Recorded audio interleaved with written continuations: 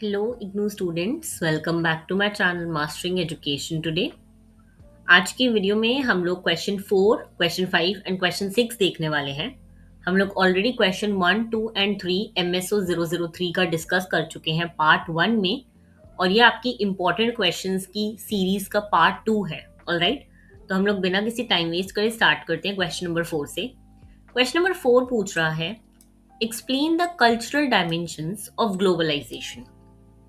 सबसे पहले हमें इसमें समझना है कि ग्लोबलाइजेशन क्या होता है। तो देखो, ग्लोबलाइजेशन का मतलब है कि अलग अलग जो कंट्रीज हैं वो एक दूसरे से कनेक्ट हो रही हैं।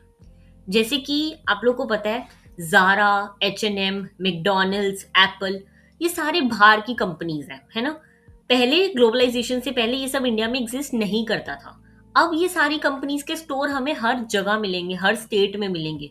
ये सब किस लिए पॉसिबल हो पाया है? ग्लोबलाइजेशन की वजह से। ठीक है, तो इससे ना ग्लोबलाइजेशन की वजह से सिर्फ इकोनॉमी नहीं हमारी चेंज हुई कि हर जीडीपी में ग्रोथ हुआ है, नहीं।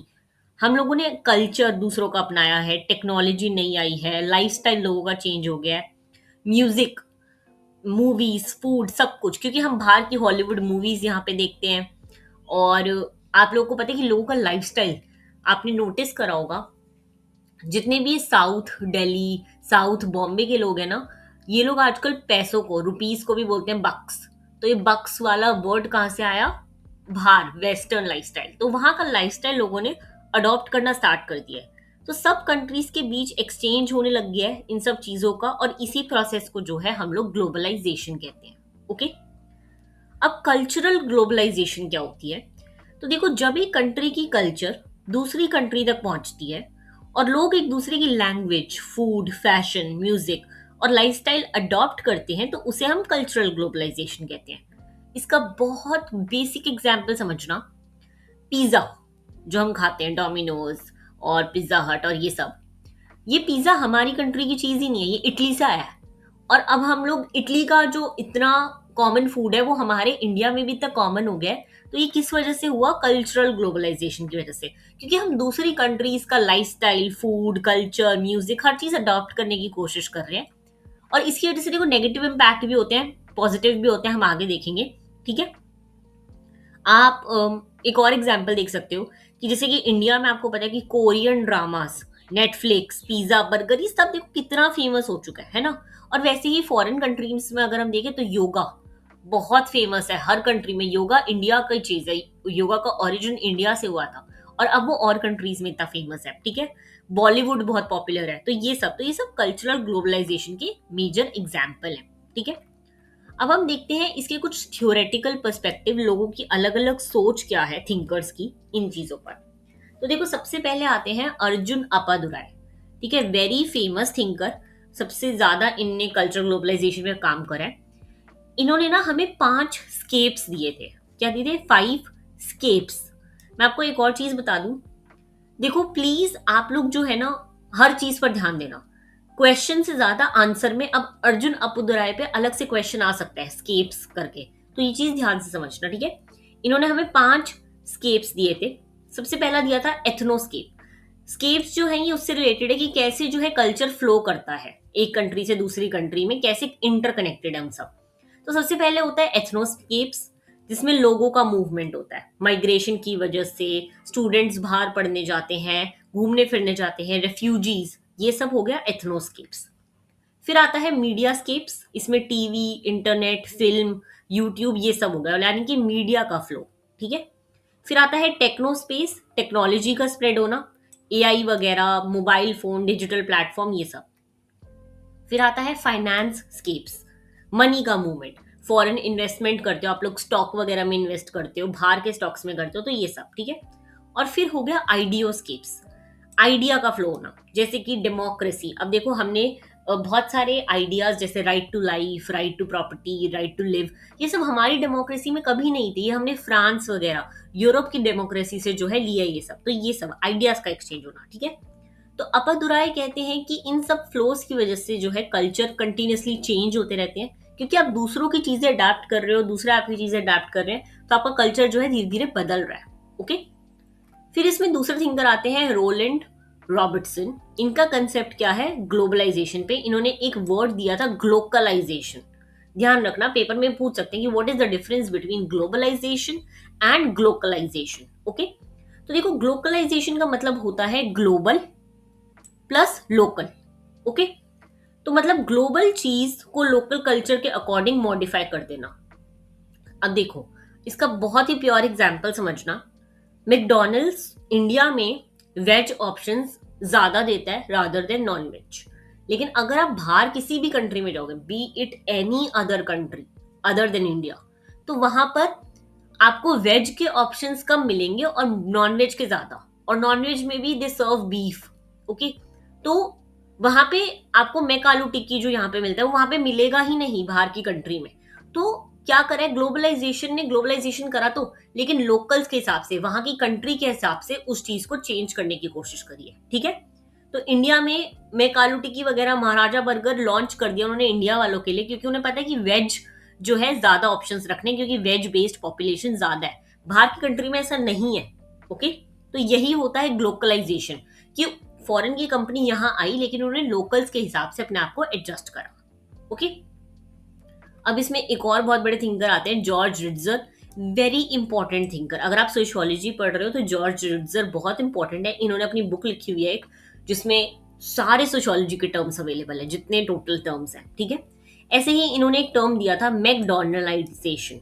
ओके, अब देखो, इन्होंने कहा कि आज पूरी दुनिया एक ही पैटर्न फॉलो कर रही है। क्या पैटर्न है वो? Fast service. ये जेप्टो जुप्टो हम जो करते हैं, हमें कितनी आदत हो चुकी है जेप्टो ब्लिंकिट की, ये सब एफिशिएंसी हो गया, standardization, same quality, same process. चाहे कोई भी कंट्री हो, इंडिया, अमेरिका, जापान, सब जगह सेम मॉडल फॉलो होता है। तो यही होता है मैकडॉनलाइजेशन। यानी कि ना, आप समझ लो कि हर जगह जो है लोग प्रेफर करते हैं क्वालिटी, लोग प्रेफर करते हैं चीजें जल्दी हो, एफिशिएंटली हो, प्रॉफिट कमाएं। तो यही वो कहता है कि चाहे कंट्री अलग अलग अपने हिसाब से ग्लोबलाइजेशन के मॉडल पे चल रही है, लेकिन सबका बेस जो है वो सेम है। ओके, अब एक और बहुत इंपॉर्टेंट डिबेट आता है इसमें, होमोजेनाइजेशन वर्सेस हाइब्रिडाइजेशन। ओके, तो देखो होमोजेनाइजेशन का मतलब क्या होता है? ग्लोबलाइजेशन की वजह से सब कंट्रीज एक जैसी बन रही हैं। ठीक है, सब जगह सेम ब्रांड्स हैं, सेम फैशन है, सेम लाइफस्टाइल है, और इससे जो है लोकल कल्चर वीक हो सकता है। क्योंकि देखो आज के टाइम में लोकल कल्चर तो वीक हो रहा है। हम लोग प्रेफर करते हैं कि हम मैकडोनल्ड, पिज्जा वगैरह ये सब खाएं रादर देन हमारे जो बेसिक चीजें इंडिया में बनती हैं वो सब, है ना। तो हमारा जो है लोकल कल्चर खत्म हो रहा है धीरे धीरे। वहीं अगर हम हाइब्रिडाइजेशन कहें, तो ग्लोबल और लोकल कल्चर मिलकर एक नया कल्चर बनाते हैं। तो कल्चर खत्म नहीं होता, बस चेंज होता है। इसी को जो है रॉबर्टसन ने ग्लोकलाइजेशन भी कहा था। तो ये इन दोनों का जो है डिबेट था, कि एक कहता है कि लोकल कल्चर खत्म हो रहा है, एक कहता है लोकल कल्चर चेंज हो रहा है। ओके, अब कुछ इंडिया के एग्जाम्पल देखें अगर हम कल्चरल ग्लोबलाइजेशन की। वैसे तो मैंने आपको बहुत सारे बता दिए हैं। तो ग्लोबल ब्रांड्स इंडिया में आए हैं काफी सारे। ठीक है, ओटीटी प्लेटफॉर्म, नेटफ्लिक्स, amazon, ये सब पॉपुलर हुए हैं हमारे यहाँ पे। हमारे यहाँ के ब्रांड्स नहीं है ये। इंडियन मूवीज जो है वो बहुत सारी जगह और जगह फेमस हुई है। ठीक है, इंडियन म्यूजिक वेस्टर्न म्यूजिक के साथ मिक्स होने लग गया है। फ्यूजन फूड वगैरह पॉपुलर हो गए, जैसे फ्यूजन फूड देखो, पिज्जा, डोमिनोज में एक पिज्जा आता है मखानी मखनी पिज्जा, है ना। तो वो मखनी सॉस, वो मखनी सॉस हमारी है, और पिज्जा जो है इटली का है। तो ये हमारे फूड का मिक्सिंग। ठीक है, तो इंडियन डायस्पोरा ने इंडियन कल्चर को दुनिया भर में जो है स्प्रेड करना स्टार्ट कर दिया। आप किसी भी कंट्री में चल जाओ, आपको इंडियंस मिलेंगे ही मिलेंगे। तो यही चीज। ठीक है, अब देखो हमने क्रिटिसाइज तो हर चीज का देखना ही है, क्रिटिसिज्म। तो ग्लोबलाइजेशन के नेगेटिव इफेक्ट भी बहुत रहे हैं। क्या? देखो लोकल लैंग्वेजेस और ट्रेडिशन धीरे धीरे वीक हो सकते हैं इसकी वजह से। यंग जनरेशन वेस्टर्न लाइफस्टाइल को ज्यादा फॉलो करने लग गई है। कभी कभी आइडेंटिटी क्राइसिस भी क्रिएट होता है इससे, और इसी वजह से कई लोग अपनी लोकल कल्चर को बचाने की मूवमेंट वगैरह शुरू करते हैं। ओके, अब देखो मैंने एक ही आंसर में तुम्हें चार चीजें बताई। स्केप्स के बारे में बताया, ग्लोबलाइजेशन बताया, मैकडोनलाइजेशन बताया, होमोजिनाइजेशन बताया, हाइब्रिडाइजेशन बताया। तो ये सब मैंने एक ही आंसर में सब कुछ कवर करा है। तो प्लीज मैं तभी कहती हूँ कि आंसर पे ज्यादा ध्यान देना रादर देन क्वेश्चन, क्योंकि क्वेश्चन कोई भी आए, आंसर आपको यहीं से लिखने हैं जो मैंने दे रखे हैं। ओके, मूव करते हैं हम लोग नेक्स्ट क्वेश्चन पे, that is question number 5। Discuss the liberal thought slash streams of liberal thought on development. Very important question, very very important question. ठीक है, पहले समझते हैं कि लिबरल थॉट है क्या। तो देखो लिबरल थॉट का लिबरलिस्ट लोग थे, ठीक है, जिनका ये थॉट प्रोसेस था, वो मानते थे कि अगर लोगों को इकोनॉमिक फ्रीडम मिले, ठीक है, पैसे कमाने का फ्रीडम, तो प्राइवेट बिजनेस वगैरह करने का फ्रीडम मिले, कंपटीशन अच्छा हो और गवर्नमेंट जो है फालतू की चीजों में घुसे ना। जैसे कि आज के टाइम पे अगर आप एक स्मॉल बिजनेस भी शुरू करते हो तो 10 चीजें हैं जो आपको गवर्नमेंट की फॉलो करनी पड़ेंगी, है ना। लाइसेंस बनवाओ, जीएसटी लो, करंट अकाउंट खोलो, ये वो 10 चीजें। तो वो कहते, लिबरल कहते थे कि नहीं, ये सब नहीं होना चाहिए। एक इंसान को इकोनॉमिक फ्रीडम दो, अपनी चॉइसेस दो, अपना बिजनेस कर सके, गवर्नमेंट का इंटरफेरेंस जो है कम से कम रखो।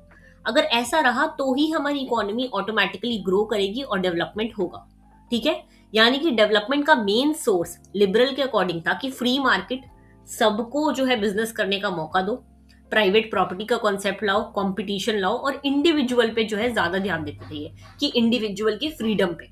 ओके, अब हम आते हैं इसकी 3 मेन स्ट्रीम पर। सबसे पहला आता है क्लासिकल लिबरलिज्म, सबसे पुरानी स्ट्रीम है ये, और इसके सबसे इंपॉर्टेंट थिंकर थे हमारे एडम स्मिथ। ओके, बहुत बड़े इकोनॉमिस्ट हैं ये। मैं आपको बता दूं, एडम स्मिथ ने ना हमें इनविजिबल हैंड थ्योरी का बहुत इंपॉर्टेंट कॉन्सेप्ट दिया था, इनविजिबल हैंड वाला। इनका कहना था कि अगर मार्केट को फ्री छोड़ दिया जाए तो डिमांड और सप्लाई खुद इकोनॉमी को बैलेंस कर लेंगे। साथ ही साथ गवर्नमेंट को जो है मिनिमम इंटरफेयर करना चाहिए। तो बेसिकली क्या, सबको बिजनेस करने दो, जैसे जिसको करना है करने दो, गवर्नमेंट नहीं घुसनी चाहिए, ठीक है। तो बेसिकली ये कहते थे कि फ्री मार्केट होनी चाहिए, ठीक है। प्राइवेट प्रॉपर्टी का कंसेप्ट दिया था इन्होंने, फ्री ट्रेड, कंपटीशन और गवर्नमेंट का मिनिमम रोल, ठीक है, इसकी बात करी थी। तो यानी कि लेस गवर्नमेंट मोर मार्केट, ये था classical liberalism. Okay, invisible hand का जो कॉन्सेप्ट है ना, वो यही कहता है कि मार्केट को अपने आप एडजस्ट होने दो, वही उसका इनविजिबल हैंड है। गवर्नमेंट को घुसने की जरूरत नहीं है, गवर्नमेंट का जो हैंड है वो इनविजिबल होना चाहिए। ओके, फिर हम आते हैं वेलफेयर लिबरलिज्म पे। तो देखो, अब टाइम के साथ प्रॉब्लम्स आने लग गई थी। सिर्फ फ्री मार्केट से पॉवर्टी और अनएम्प्लॉयमेंट खत्म नहीं हो रही थी, और इसी वजह से जॉन मेनार्ड केन्स, ठीक है, ये इंसान आए और इन्होंने हमें एक चीज बोली। इन्होंने कहा कि देखो, गवर्नमेंट को कंप्लीटली साइड में नहीं रहना चाहिए, गवर्नमेंट को एजुकेशन, हेल्थ केयर, एम्प्लॉयमेंट और वेलफेयर स्कीम्स में इन्वेस्ट करना चाहिए। यानी कि देखो, अभी भी वो ये कह रहे हैं कि गवर्नमेंट को बिजनेस में नहीं घुसना चाहिए, गवर्नमेंट को हेड स्टार्ट देना चाहिए। अगर कोई इंसान पढ़ा लिखा ही नहीं होगा तो उसको बिजनेस करने की नॉलेज कहाँ से आएगी? अगर कोई इंसान हेल्दी ही नहीं होगा तो बिजनेस करेगा कैसे? तो ये सब बेसिक उसे अमेनिटी दो, मार्केट भी चले और गवर्नमेंट भी नीडी लोगों की हेल्प करे। तो उन्होंने वेलफेयर की बात करी थी, ठीक है, वेलफेयर लिबरलिज्म में। ऑलराइट, फिर आता है हमारा नियो लिबरलिज्म। 1980s के बाद ये अप्रोच पॉपुलर हुई थी और इसका फोकस था मार्केट को और ज्यादा फ्रीडम दो, गवर्नमेंट का फिर से कंट्रोल कम कर दिया था। और इसमें जो है आपके प्राइवेटाइजेशन, लिबरलाइजेशन, ग्लोबलाइजेशन, ये सब आते हैं, ठीक है। डीरेगुलराइजेशन यानी कि वो हटा दिए थे कि आपको पूरा एक गवर्नमेंट लाइसेंस चाहिए हर चीज के लिए, वो सब हटा दिया था। पर अब आप देख सकते हो कि ये सब वापस आ गया हमारी कंट्री में, ठीक है। आपको एग्जाम में एक टर्म जरूर लिखना है, जो कि है Washington consensus. Alright, very important term. देखो, ये रिफॉर्म्स जो हैं आईएमएफ और वर्ल्ड बैंक ने भी प्रमोट करे हैं। आइडिया ये था कि मार्केट जितना फ्री होगा उतना इन्वेस्टमेंट आएगा और उतनी जो है इकोनॉमी ग्रो करेगी, ऐसा कहा था वॉशिंगटन कंसेंसस में, ठीक है। अब हम लिबरल थॉट की कुछ कॉन्ट्रीब्यूशंस देखें तो पॉजिटिव चीजें देखें तो इससे इंडस्ट्रियलाइजेशन बढ़ा है, टेक्नोलॉजी डेवलप हुई है, एंटरप्रेन्योरशिप को प्रमोट किया गया है, इंटरनेशनल ट्रेड बढ़ा है, ग्लोबलाइजेशन को सपोर्ट मिला है। तो काफी लोग जो हैं उनको बिजनेस करने का फ्रीडम मिला। लेकिन इसके कुछ नेगेटिव भी थे। सबसे पहली चीज ये थी कि लिबरल थ्योरी मानता था कि अगर इकोनॉमी ग्रो करेगी तो उसका बेनिफिट ऑटोमेटिकली सब लोगों तक पहुंचेगा, बट इसे जो है ट्रिकल डाउन इफेक्ट कहा गया। रियलिटी में ऐसा हमेशा नहीं होता, क्योंकि देखो, अमीर और अमीर होता रहता है और गरीब और गरीब। तो यही है ट्रिकल डाउन इफेक्ट, कि हर चीज का बेनिफिट सबको इक्वल नहीं मिलता। ओके, दूसरा क्रिटिसिज्म था कि ये थ्योरी कोलोनियलिज्म और हिस्टोरिकल इनइक्वालिटी को इग्नोर करती है। डेवलपिंग कंट्रीज की प्रॉब्लम सिर्फ इंटरनल नहीं होती, बल्कि कोलोनियल एक्सप्लॉयटेशन जो चलता आया था उसके भी रीजन होते हैं। तो इसी वजह से डिपेंडेंसी थ्योरी ने लिबरल थ्योरी को बहुत बड़ा चैलेंज करा था। डिपेंडेंसी थ्योरी हम आगे पढ़ेंगे, ठीक है। तीसरा क्रिटिसिज्म, नियो लिबरल पॉलिसी की वजह से कई कंट्री में एजुकेशन, हेल्थ केयर और वेलफेयर पे स्पेंडिंग कम हो गई, जिसका सबसे ज्यादा इम्पैक्ट जो है गरीबों पे पड़ा। क्योंकि अगर कोई कंट्री हेल्थ केयर, एजुकेशन में इन्वेस्ट ही नहीं कर रही तो एक हेड स्टार्ट तो मिल ही नहीं रहा ना किसी को कुछ करने का, तो वो चीज। ओके, ईजी था। मैं जितना ईजी लैंग्वेज में हो सकता है ना, जितना बेसिक लैंग्वेज में हो सकता है समझा रही हूँ। अभी भी तुम्हें समझ नहीं आ रहा तो प्लीज ये पीडीएफ परचेज करके आंसर को पढ़ो, 2-3 बार पढ़ोगे अपने आप समझ आ जाएंगी चीजें। ओके, मूव करते हैं नेक्स्ट क्वेश्चन पे, दैट इज क्वेश्चन नंबर 6।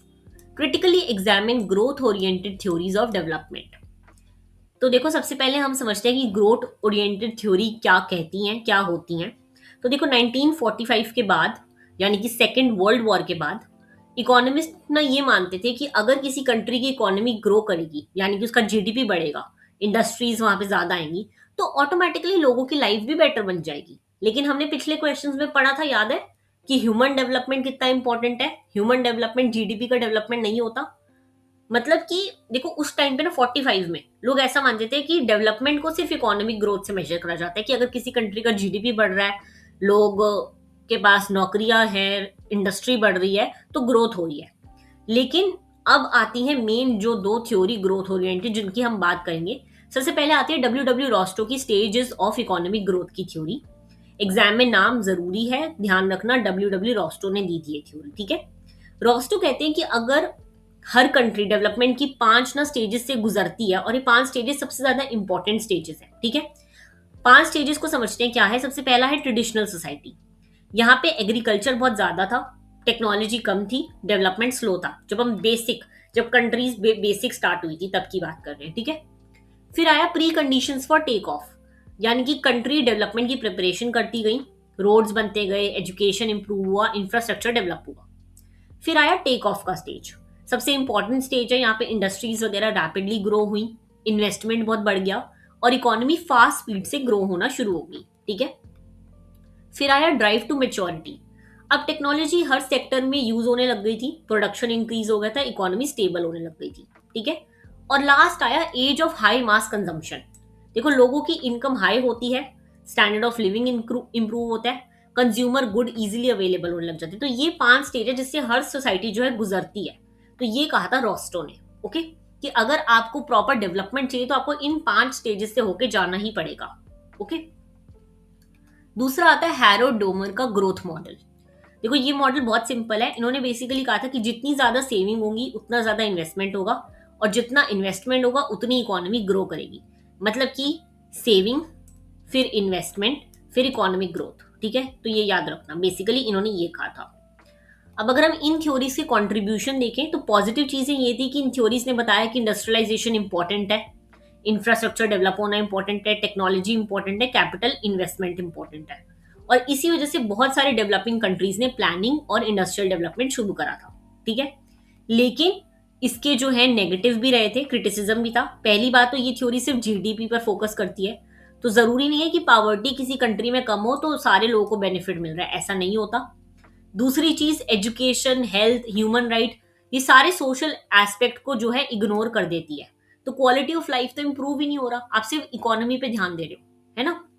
तीसरा क्रिटिसिज्म ये कहता है कि ये थ्योरी वेस्टर्न कंट्री को आइडियल मॉडल मानती है, जैसे हर कंट्री को यूरोप और अमेरिका जैसा बनना चाहिए। लेकिन हर कंट्री की हिस्ट्री अलग है, कल्चर अलग है, इसलिए सेम मॉडल हर जगह जो है नहीं चल सकता, ठीक है। और तो और इस थ्योरीज में क्या है, एनवायरनमेंट को कंप्लीटली इग्नोर करा गया है, तो सस्टेनेबल डेवलपमेंट का क्या करेंगे हम, ओके। ह्यूमन डेवलपमेंट को भी इसमें जो है इग्नोर करा गया है, हमने बात करी हुई है ह्यूमन डेवलपमेंट की ऑलरेडी, ओके।